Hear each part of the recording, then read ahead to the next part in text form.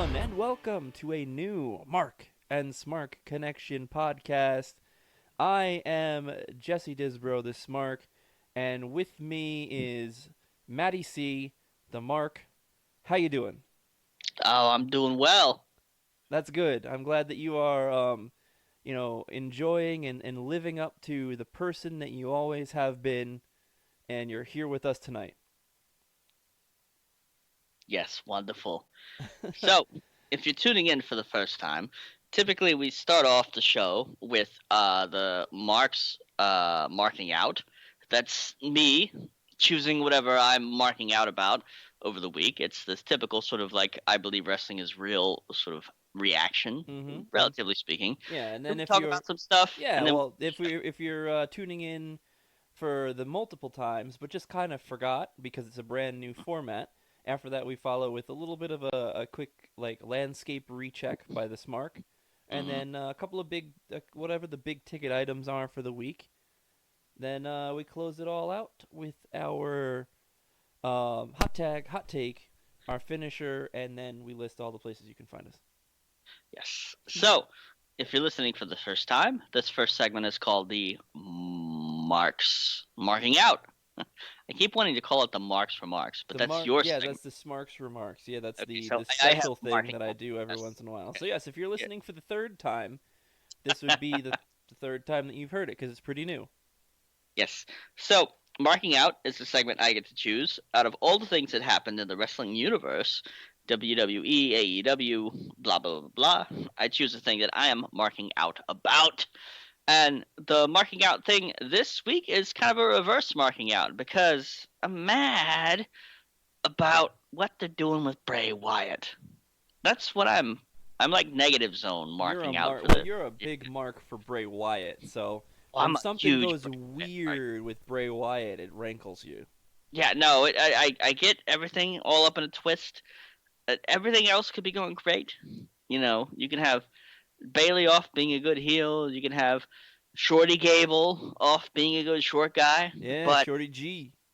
if something's wrong with Bray Wyatt, oh, it ruins my day. So yeah, that's what I'm marking out about. Yeah, we're gonna talk about it. They did. They went in a direction that I don't. That both of us don't feel creative should have gone in, and I think we'll kind of circle back on that in a bit. That's you made a good point. Like if you mark out for this person, if you're a big fan of them, when they do something weird, it kind of ruins your whole night. Mhm. Mhm. Ugh, yuck. People see their favorite superstar being mishandled, and they turn around and they start kicking cans down the road. They're like, "Fuck the WWE, fuck Yeah, AEW." cancel your Yeah, network subscription. yeah. Or they see like Roman Reigns being pushed as opposed to I don't know Rhino, and they're like, "I love Rhino," and they turn around and they kick the door down. I Which love Rhino.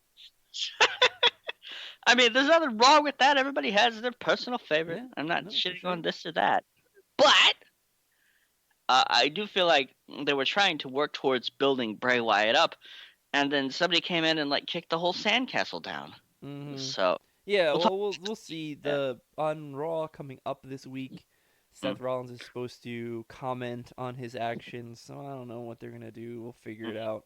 I mean, mm. technically, this is the end of the WWE draft on Monday. Okay. Oh yeah, So everybody got sent somewhere. I can the give draft. you. That whole thing was happening. Yeah, yeah. You want So to talk about a Sparky thing? yeah. That's something Jesse is invested in. The first night of the draft was interesting. It was exciting, and the second night of the draft just kind of felt like they were just kind of finishing it out. It wasn't as must see or cool. Obviously, both champions, the top male champions, went in the first couple of picks. Hmm. They didn't change the titles across, so Seth Rollins is still on Raw, and Brock Hmm. Lesnar's still on SmackDown. It's interesting. If Seth Rollins went, okay, we'll discuss this later. Yeah, red versus blue. It would still be the Universal Championship. They might just turn it blue instead. Okay. They yeah. So uh, people got people You got know, picked. There was a lot of 205 live guys that got moved in. It you know, went I 6 saw rounds. I saw some grumbling online about the second draft, and then not the second draft, but like the draft after the draft, the things that happened on Tuesday and Wednesday. It Yeah, seemed like they started just shuffling pieces around without paying attention to the whole sport aspect of it. Like right. Nikki Cross and Alexa Bliss were just kind of shoved back into SmackDown. Yes, it was a special trade announcement on WWE Okay. Backstage. I think that's the Fox show hosted by um, Renee Young and Booker T. Yeah, But which some people seem to be disappointed by that because they were just sort of thrown to SmackDown in exchange for nothing. yeah, when you make a trade, it is Hmm. something for something. Mm. This wasn't a trade; it was a reassignment. Yeah. And if you're gonna go hard on this, like sort of sports entertainment angle, Hmm. there needs to be that kind of thing, and that's what had Well, a lot of people excited about the draft on SmackDown, yeah, especially as I recall. yeah. Well, I think the Raw did focused a lot more on the entertainment side of sports entertainment, and it kind of lost that like sporty feeling that I really liked. So they did bring like the two properties that they have for sports essentially, Mm. NBC Universal. So NBC is basically the home for hockey. So they had their hockey night in Canada team or something like that come on, and then they had their Premier League soccer football team come talk about the WWE. So both of those seem a little stranger for analysis, but at least they're sports like the Friday night. But then they Mm-hmm. had Al Roker do like a weather report about wrestling, and Okay. like the Mad Money guy or whatever the was talking about them Yeah, I like know what you're talking stocks, about. like they were stocks. You know that guy from the very first Iron Man movie. Yeah, he was there, he was smashing shit. He was like Tony Stark is Yeah. never gonna be able to blah blah. Yeah, this is a weapons company. It doesn't make weapons. I just don't feel like USA had the sports resources to sort of meet what Fox had done. Right, And but I maybe they generally don't. shouldn't have dove in as hard as they did for like cameos then. Maybe they should have just done the hockey night in America. Maybe they should have just done, that. Maybe they should have had somebody from like one of their other network shows, like the one of the other USA network shows I come see your on and, point, and but be like maybe they have the goddamn Chrisley family come on and talk about it for 5 minutes. It was just I, kind of weird. It was kind of weird having all that, and it felt like it eh, kind of slowed down the oomph for it. I see your point. It probably slowed all that down because the USA Network execs saw what happened on Friday, and then over the weekend they threw together like people to do that on Monday. Yeah, So maybe that's exactly what happened. But then we I also had so we had free agency, but it wasn't like there wasn't any really good stories that came out of it. I guess theoretically on WWE's The Bump, which I have uh, no idea what this program is. that's a Fox thing, or I don't know if it's a Fox thing. I don't know if it's on the network. I don't know. Like Google it right now. I gotta say that the WWE has come out with a couple of new other platform programs. Hmm. Like there's that Fox thing with Renee Young and Booker T, which was called what? That's backstage. I think it is. Yeah, that's backstage or whatever. Then they have the bump, which I'd heard about that, and that's a very smarky term for a show. And then there's Corey Graves just announced a new podcast. Yes. So Yep. All that stuff is fresh. I guess the bump mhm. is on WWE Network. Okay. But yeah, and then they like I don't know. I didn't even know that was a thing. They didn't even like they talked about the studio show Mhm. on like the Friday Night SmackDown. So they talked a little bit about what like the backstage show that they were supposed to be doing, but I Mhm. didn't hear anything about the bump. And now it's all like, oh yeah, you should have been watching the bump, so The you know bump. where No Way Jose went. So, yeah, good old No Way Jose. I think he went some way, He Mister went No he Way went Jose. to Raw. Actually, like the randomness here, um, like assigned a couple of people who were very interesting that kind of fell through the cracks of the draft, like the Iconics, Peyton Royce and Billy Kay, went to Hmm. Raw, and Luke Harper and Cesaro went to Friday Night SmackDown. To be honest, I think that once you get further down the roster, so to speak. Hmm. I mean, these are all hard workers and everybody loves them and blah blah blah. But once you get further down the roster, it's gonna wind up looking more random. It's like, okay, Well, I mean, yeah, why? look, but this is, I mean, yes, Mojo Rawley and Zack Ryder and Sarah Logan went with No Way Jose to Monday Night Raw. Hmm. But then we're talking about you know, the last, well, one of the last women's tag team champions getting dropped in on Raw as the last thing, and then multiple time tag champ and U.S. champion Cesaro, and multiple Hmm. time tag champ Luke Harper, kind of Yeah, getting shuffled in here, so along with Drake Maverick, Sonya Deville, Mandy Rose, Fire and Desire, and Dana Brooke. yeah, no, I get your point. Here's where the sports aspect of it clashes up against the entertainment aspect of it, because it's basically who's hot and who's not. Right. And the Iconics, despite having been relatively long Yeah, they reigning haven't been on TV for a tag team while, champions. Yeah, yeah. but They're not like going to get drafted anywhere the first. the question is, were they forgotten? Well, let's see. Let's look at the people who were drafted in the sixth round Okay. of the draft on Monday. That's the first pick in the sixth round was Rey Mysterio going to Raw. That's a good high upside draft pick. Yeah. Rey is a kayfabe injured or whatever right now, a little closer to the end. Shorty Gable, or Shorty G as he's now being called, went to Jesus Christ. SmackDown. Okay. So that's a nice like upside pick. Then you have Titus O'Neil going to Raw. Elias, who somehow slipped all the way down to the last round, going to Elias is SmackDown. legit injured though, ain't he? I don't know. I think he's just legit dead. Um, I mean, I saw some Instagram posts where he was wandering around LA, so he might be like soul searching or whatever. yeah, I So. don't know. But Liv Morgan was the final draft pick. Liv Morgan, Uh huh. Little Miss Blue Tongue, was all the way at the bottom. Yeah, she might come back out the next time we see her. She might have dyed her hair black and her tongue black. I don't know at this point what Liv Morgan is because no one's seen her. Well, I mean, Liv Morgan and Sarah Logan are kind of bebopping around without, Right. what's her name, Ruby Riot. So Mm-hmm. this is an aside, but I think they should take Sarah Logan and stick her with the Viking Raiders, and then just let them be a three-person group or whatever. Yeah. Well, she did go to Raw, so it's entirely possible how that's gonna work out. Okay. She went to Raw with Liv Morgan, so maybe they want to put them back together again. Who knows? Yeah, well, that might help with the like nearly non-existent women's tag team division. But some So 205 Live guys went before that. I know they think a lot of Humberto Carrillo, okay. um, but you've never heard of that dude, right? Oh yeah, no, Umbert, he's my favorite. Who? Right. Or even Uh, Akira Tozawa.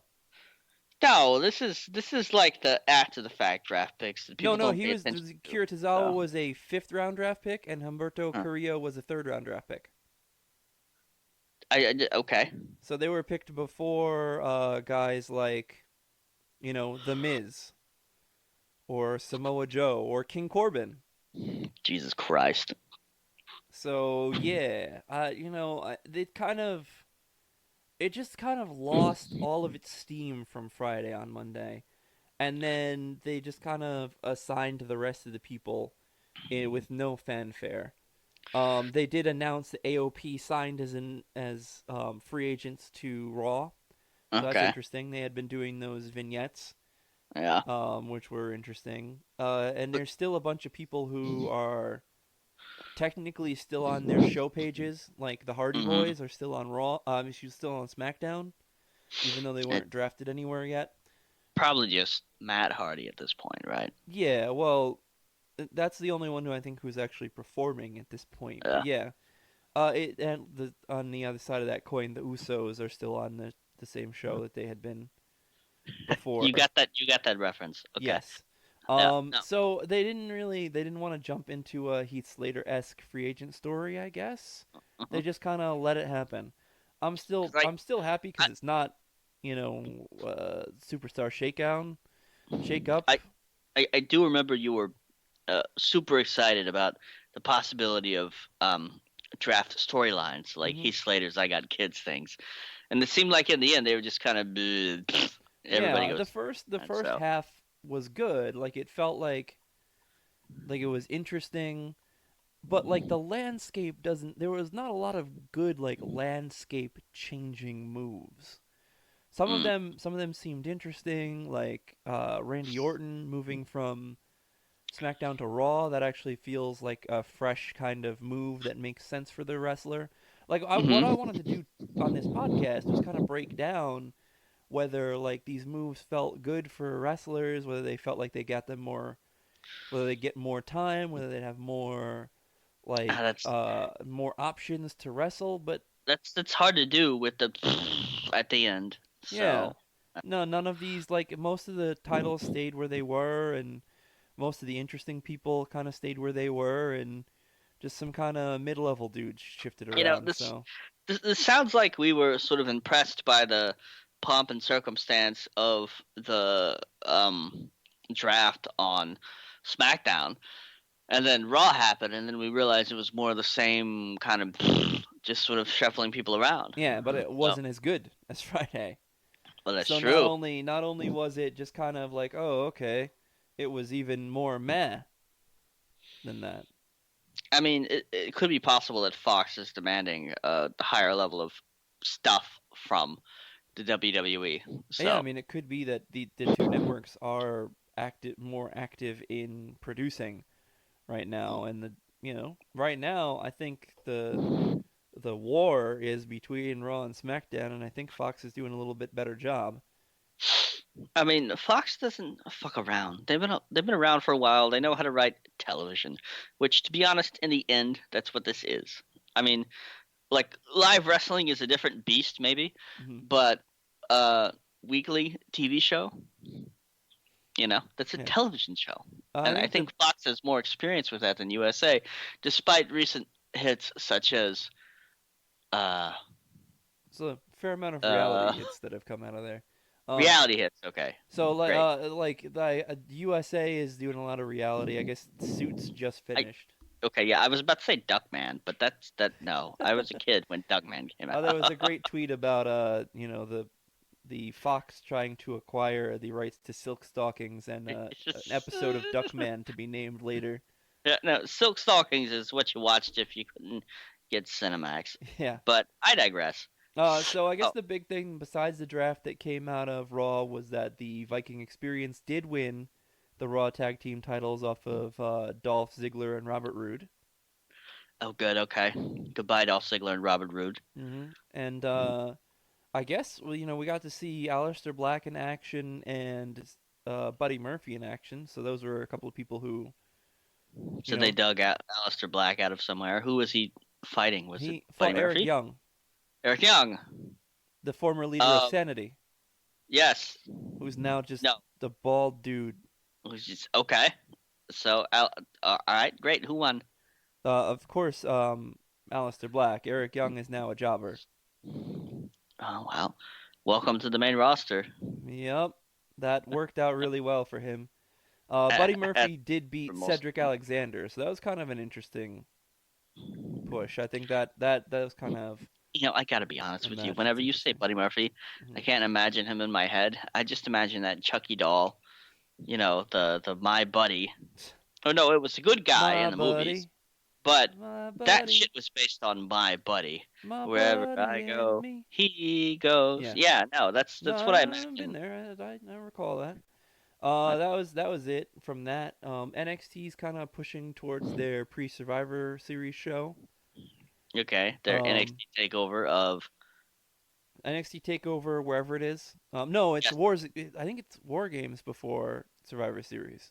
Oh shit, War Games, War Yeah. Games, War Games, War Games. So we'll That's probably see something interesting. Like right now, they're kind of lining up some NXT um, UK stables and wrestlers in here, and 205 Live is actually kind of lining up some NXT talent to come on to okay. the 205 Live roster. So it is Okay, kind of interesting what's going on through there.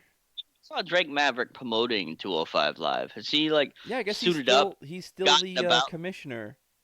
Has he forgotten about the 24/7 title No, and the fact? no, he's got when it's time for 205 Live, he puts his 205 Live hat back on, and for Yeah, that no, hour he is completely dedicated to 205 Live. And then afterwards, after his obligations to after that, 205 Lives are over, it's time to go chase our truth through a garbage dump and yes, try. that's exactly what it is. Makes sense. Okay. Yeah, so that was the big thing there. We talked. AEW didn't do too much this week, did No, they? they had a championship match for the AEW title with Chris Darby Jericho Allin. Yeah, versus versus Darby Darby Allin. Allin, who's Okay. this who's a face painted kind of punky dude. He skateboarded down to the ring. Oh, I guess he cool. got power bombed through a skateboard during the match, Let me check off skateboard. and then he lost to Jericho, which was expected. He didn't lose clean though. Jake Hager came out, and that's the former Jack Swagger, and kind of distracted the ref or something like that. Jake Swagger, Jack Swagger. Yeah, What? Jake Hager is like his real name. Okay. It sounds like Mike Hagar, the mayor of That's actually how they pronounce it on the show is Jake Hagar. Hagar. Yeah. Okay. I will say this. Okay, well, let me rephrase that. I will ask this. Okay. What finishing move is Jericho using nowadays? Because the man is nigh unrecognizable to me at this point. Right. He Well, he comes came in like out. a He spiked jacket actually and like he had the Painmaker persona face paint on for his championship match, okay, which is the what's his face? the No more Crow. Mr. Nice Guy. Well, the No, no. Crow or Alice Cooper. Alice Cooper. That reminds me mostly of Alice Cooper. Okay, that makes sense because he didn't Um. have white face paint and all that other Right. stuff. Yeah. No more mystically. Yeah, and I have to because say they're this. both music makers now. Oh yeah. Okay, I have 2 points. One, Jericho's Twitter handle is Chris Jericho of Ozzy, right? Which Fozzy. Fozzy, yeah, Chris Jericho Fozzy, Hmm. right? I misread that and I thought it said Chris Jericho of Ozzy, and I was like, Ozzy? Where's Ozzy? Are you from there? So Ozzy. No, no, no, no. yeah, no, that's his Yeah, his Fozzy, band. his band name. Yeah. So he won with the Lion Tamer. Okay, that He's got another finisher that he's been using as well, but the he's code still using breaker, stuff like no, they don't call it the code breaker. the There's a couple of things that he uses now in addition that are new, fresh, I guess. crack hacker. Yeah. People would make fun of you in the locker room for that one, I imagine. The Yeah, less I think I'm gonna make fun of you right now for that. for crack hacker. Yes. Okay, no, I'm ready. Keep going. I hope that's not the finisher tonight. Maybe I don't know. I have to think of a way to make that work. We still have uh, this show to go. what's the crack hacker? All right. Yeah, you just kick the dude right in the butt. Yeah,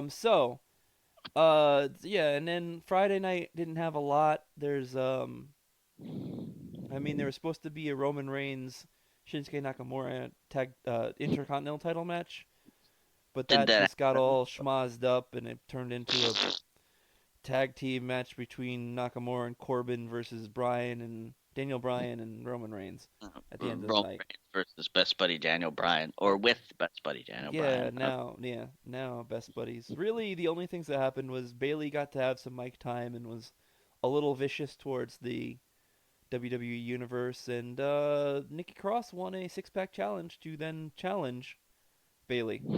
I am also a Nikki Cross fan, I think not we all because are. she was ever with Sanity and had that music, but I don't know, I just like her. Well, because she's And got that wonderful accent. yes, that wonderful Scottish accent. Maybe I'm gonna offend people if I don't get that somewhere right. it's up that way. And It's not, she's been so endearing in the character for the last month or two, which couple is of a months. weird thing because Nikki Cross used to be just like one of those wild childs that you Hmm. kept on the end of a chain. Right.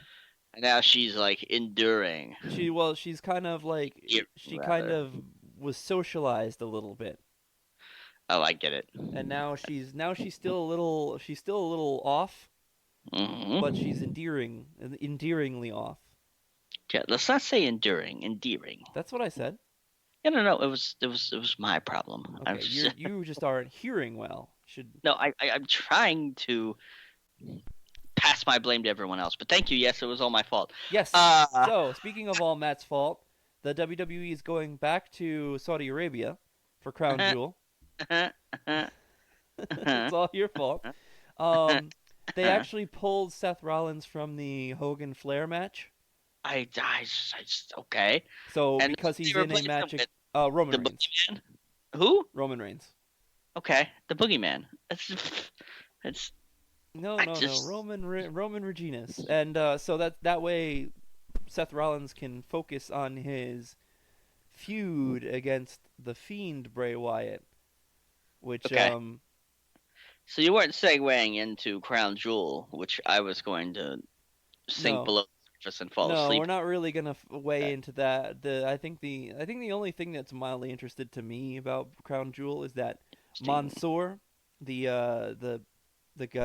Indian performance center guy that they signed, and who Huh. won the giantest biggest battle royal last time, he's going to be facing Cesaro in a one-on-one match. So I'm mildly interested to see how well he performs there. Otherwise, yeah, there's really not anything interesting except that SmackDown's Bray Wyatt will be facing Raw's Seth Rollins for the Universal Championship there in a Falls Count Anywhere match that can't be stopped for any reason. It's going to make me mad a little bit if their match at Crown Jewel winds up being better than their match at Hell in a Cell. And the only reason it's going to make me mad is because the booking for that has it at 3 o'clock in the afternoon on Halloween. I I think that the Saudi Arabian fans, we've said this before, if we were able to set aside, the whole blood money, Saudi royale, blah blah blah blah blah stuff, which you can do sometimes if you're the privileged for it. So if we were to set all that aside and just look at it as a purely wrestling event, I'm not gonna be able to watch it. So blah. Yeah, I know. And so with that in mind, and the fact that Seth was just put on Raw and Bray Wyatt was just put on SmackDown, is Bray Wyatt really gonna win the Raw Championship? I don't think so. And what's weird about it is that I've said it before that these Saudi Arabian events are kind of Uh non-canon. huh. Yeah, they're But they're half canon is what I've yeah, kind but of called them because they that, they that's exist in the WWE universe, but like nothing important really happens at them. yeah, and the things that come out of it are things like Titus World Slide Hmm. or Shane McMahon winning that Best in the goddamn world. yeah, the best in the world. By the way, the Or Best in the World tournament is back. It is a tag team turmoil match now. So we're gonna find the Best in the World tag team. tag team term. What the fuck is even tag team So turmoil? it's kind of like a gauntlet match. A Okay, team goes in and they wrestle, and then if they win, they get to continue to wrestle against somebody else okay, until cool, great. there's like one, two, three, four, five, six, 7, 8, 9 tag teams in this. I think okay, fine. The fucking bar is gonna win that if No, Sheamus ever comes it's back from Jameson. Maybe, exile. maybe they'll be the 10th team. Who knows? Yeah, But who knows? both tag team champions are in that one. Anyway, aside from that, Mhm. blah. Yeah, Is how I feel about that. yeah. Well, I mean, the fact that it seems like Bray Wyatt is going to lose was just further compounded by what happened on Raw. Yeah. So on Raw, from what I understood off of social media, Seth Rollins stormed into the Firefly Fun House. It was friendly Bray Wyatt with the sweater and his hair all up and not wearing the mask, doing his bit right.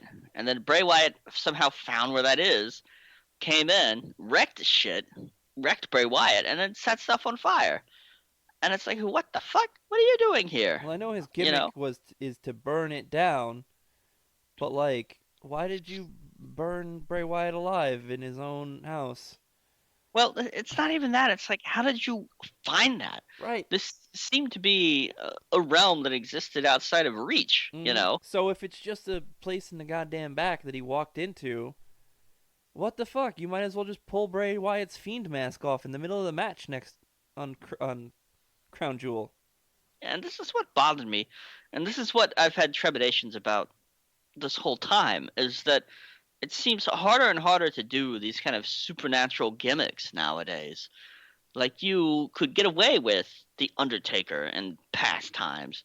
You could get away with the Acolytes. You could even get away with Papa Shango, all that happy horse shit. Even Jake the Snake Roberts, relatively speaking. But nowadays, it seems like they're gonna have some dude just running in wreck shit.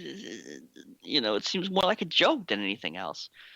Even if it's very theatrical, it's very fun, and it gets fucking over and sells goddamn merchandise. Mm-hmm. So you know, So I I mean, mean, if Seth Rollins can run in and wreck the Firefly Fun House, then what is Bray Wyatt? so You know, I guess the silver lining is that it kind of creates more of the duality between Bray Wyatt and the Fiend. Because basically, because the Bray Wyatt was like, wait, why are you here? Why are you doing this to me? As if like, he hadn't really done anything to Seth Rollins. But you know what I really think it is? I think they're just hmm.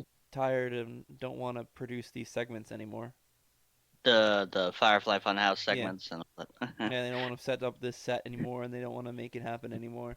Because I That's a mean, crying shame. I mean, I guess it is easier to just have people wandering around in the catacombs backstage than hmm it is to build and have puppets and yeah, well, I mean think about all this the other stuff. original run was all shot on like a real sound stage with a real set.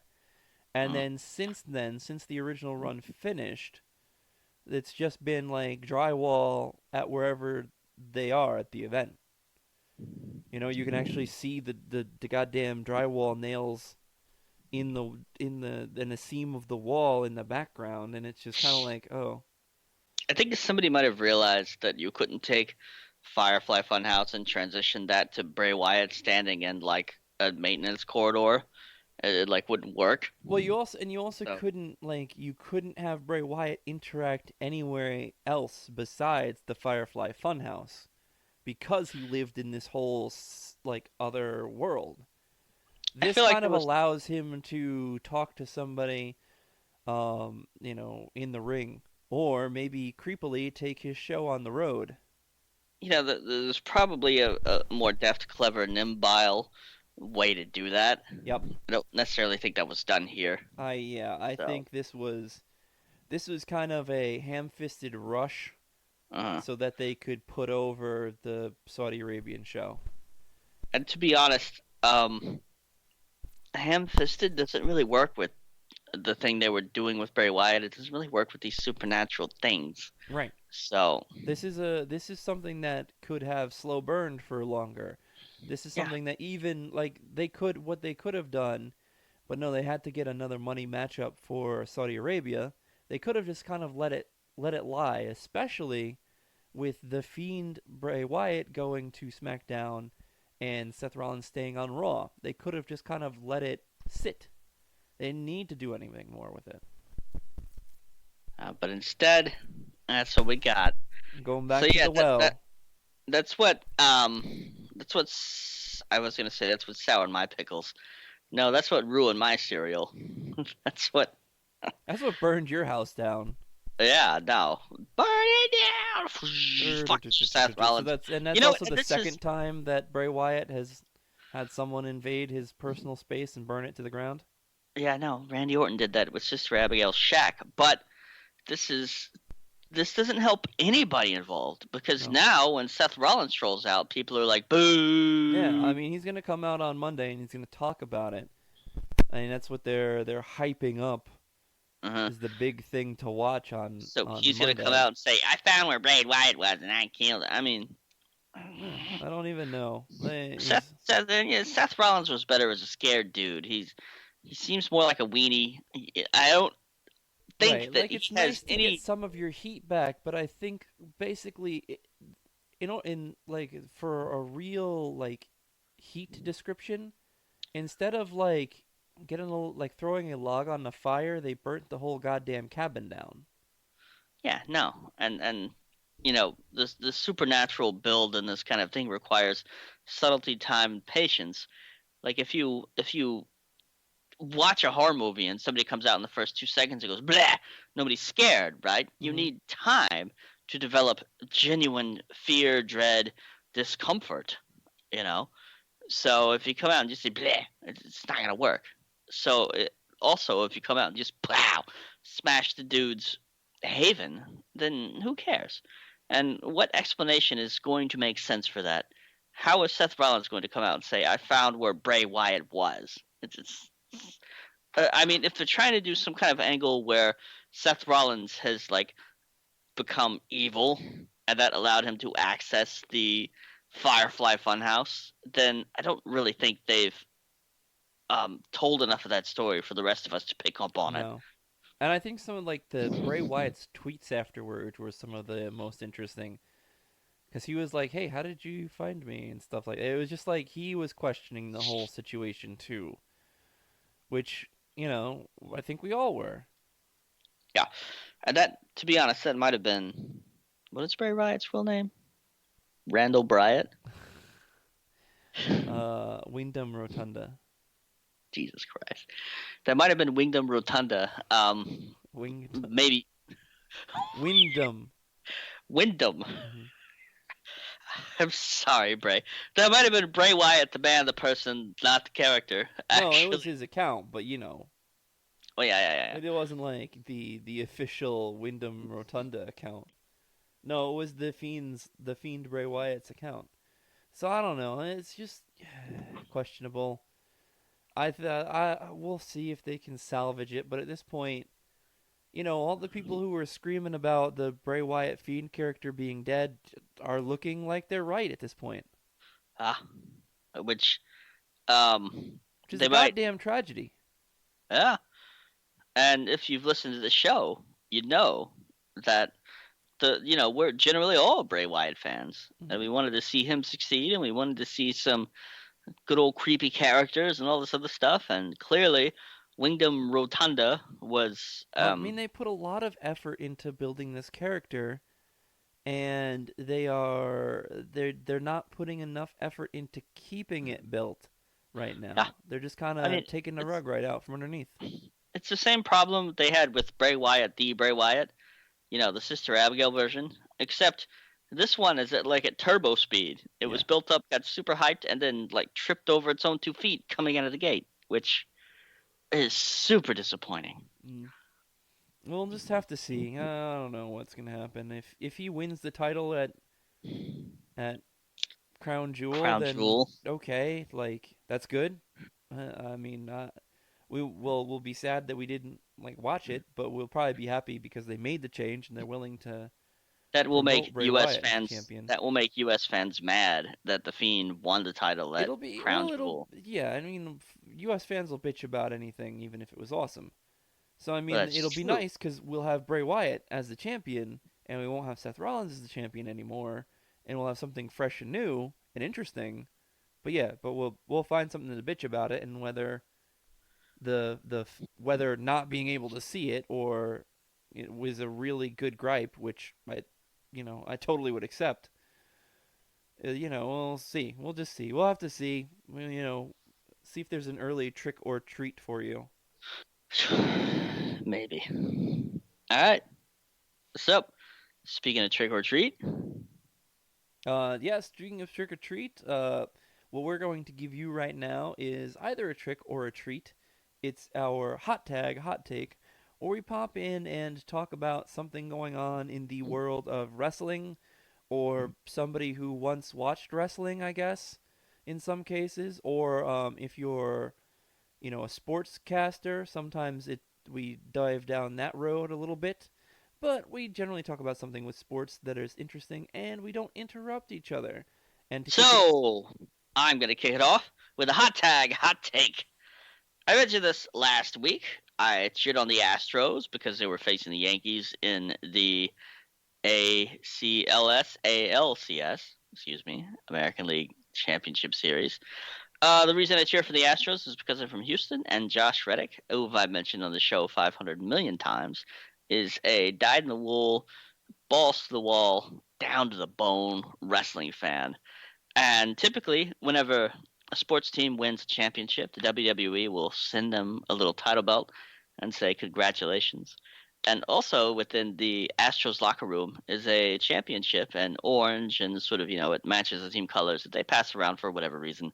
And so I would love to see Josh Reddick for the second time hoist the championship and be able to sort of live out that dream of being a two-time World Series winner against the Nationals. Go Astros. Two-time world Astros are, champ. yes, two-time world champ. I don't know if Josh Reddick played in any other World Series teams, but two-time world champ. Yes, two-time world champ. Two-time world champ. Two-time world champ. Two-time world champ. Yeah, though we still have three more to catch up to fellow Houstonian Booker T. Two-time world champ. Two-time world champ. Yeah, well, hot tag, hot take. I'm taking over right now, and I'll tell you what. I'm looking at a champ right now, walking down the aisle to face another former champion. However, this is WWE 2K20's previews of the game. I mean, I think the game is out now, but anyway, they're showing some dream matches, like in their entirety on the network and on the WWE.com, not the network, but WWE.com. So some of these are really cool, like Becky Lynch versus Toni Storm. Sounds like a really cool matchup. Or the one that actually got a little bit of social media engagement this last week, um, Randy Orton versus Tommaso Ciampa. Sounds like that would be a really cool, like, psychological match that also would be very well performed. And I would sign up for that. I'd watch that at WrestleMania.